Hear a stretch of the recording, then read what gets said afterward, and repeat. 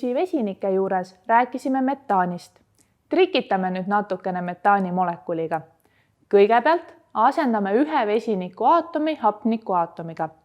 Hapnikuaatomil peab olema aga 2 keemilist sidet.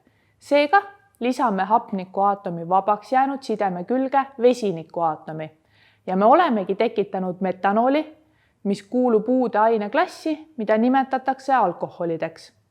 Alkoholid on süsivesinikest tuletatud ühendid, kus üks või mitu vesinikuaatomit on asendatud hüdroksüürrühmaga ehk OH-rühmaga. Kuigi hüdroksüürrühm on kirjapildilt sarnane aluste aineklassist meile juba tuntud hüdroksiidiooniga, ei ole alkoholid alused.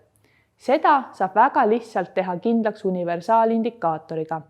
Selles keeduklaasis on metanool ja lisades siia paar tilka universaalindikaatorit näed sa, et metanooli lahuse keskkond on neutraalne.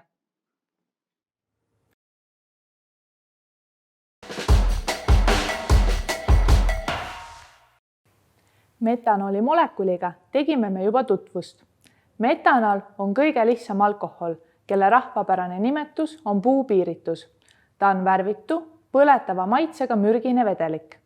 Metanool seguneb veega igas vahekorras ning keeb umbes 65 kraadi Celsiuse juures. Metanooli kasutatakse lahustina ning mitmesuguste ainete valmistamisel, aga ka näiteks mootorikütusena. Metanool on oma füüsikalistelt omadustelt väga sarnane etanooliga, mistõttu on juhtumeid, kus ekslikult on inimesed tarvitanud etanooli asemel hoopis metanooli. Metanool on aga suurtes kogustes surmavalt mürgine.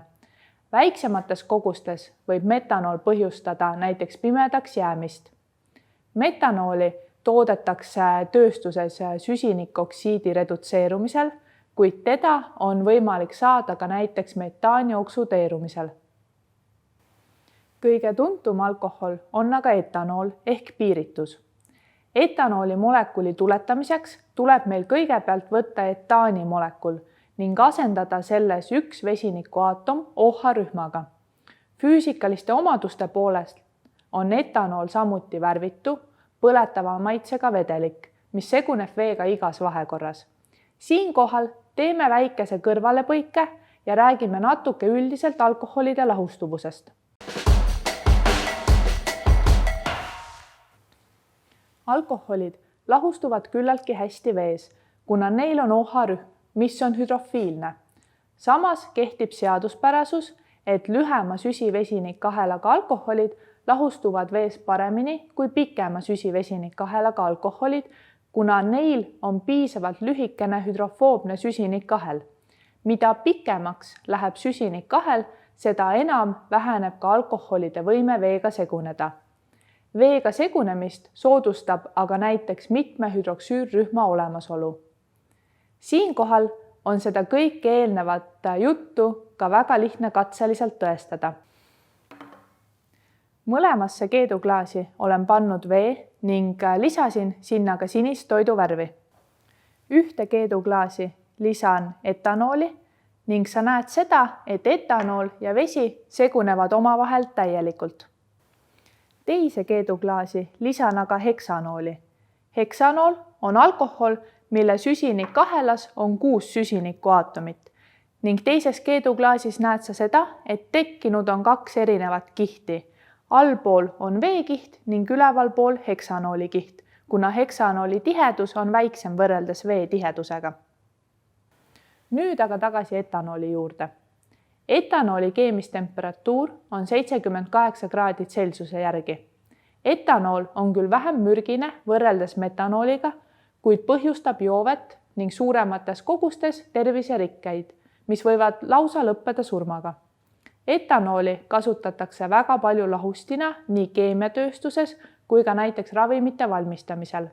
Samuti on paljud desinfitseerivad vahendid tehtud etanooli baasil, kuna etanool tapab väga hästi baktereid. Etanooli kasutatakse kütusena koolikeemias katsete tegemisel kasutatavates piirituslampides, aga ka näiteks kaitseväes kasutatavates põletites. Etanool ja ka teised alkoholid põlevad hästi ning täieliku põlemise käigus moodustuvad süsihappegaas ja vesi. siiski kasutatakse etanooli kõige rohkem alkohoolsete jookide valmistamiseks. Etanooli toodetakse protsessil, mida nimetatakse alkoholkäärimiseks, ehk siis sellisel protsessil, kus pärmseente elutegevuse tagajärjel tekib glükoosist süsihappegaas ja etanool. See reaktsioon kulgeb nii õlle kui ka veini valmistamisel, kus pärmseened muudavad lisatud suhkru etanooliks ja süsihappegaasiks. Oluline on siinkohal meeles pidada, et kogu protsess peab toimuma hapnikuvabas keskkonnas, kuna vastasel korral ei tekki mitte etanool, vaid orgaaniline hape, mida rahvasuus nimetatakse äädikhappeks. Veel üks tähtis alkohol on propaantriool ehk glütserool. Propaantriooli molekuli tuletamise jaoks tuleb meil kõigepealt võtta propaan ehk 3 süsinikust koosnev lineaarse süsinikahelaga alkaan ning iga süsiniku küljes olev üks vesinikuaatom asendada hüdroksüürrühmaga. Glütserool on värvitu, siirupjas vedelik, mis seguneb veega igas vahekorras. Glütserooli kasutatakse näiteks kosmeetikatööstuses, eriti kreemides niisutajana ning glütserooli toodetakse rasvade seebistamisel, kus ta tekib kõrvalsaadusena.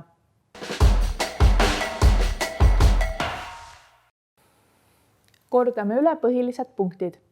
Alkoholid on süsivesinikest tuletatud ühendid, milles üks või mitu vesinikuaatomit on asendatud hüdroksüürrühmaga. Kõige lihtsam alkohol on metanool ehk puupiiritus, mida kasutatakse näiteks lahustina.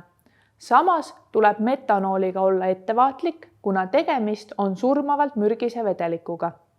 Kõige tuntum alkohol on etanool ehk piiritus, mida kasutatakse kõige rohkem alkohoolsete jookide tootmiseks, kuid näiteks ka desinfitseeriva vahendina.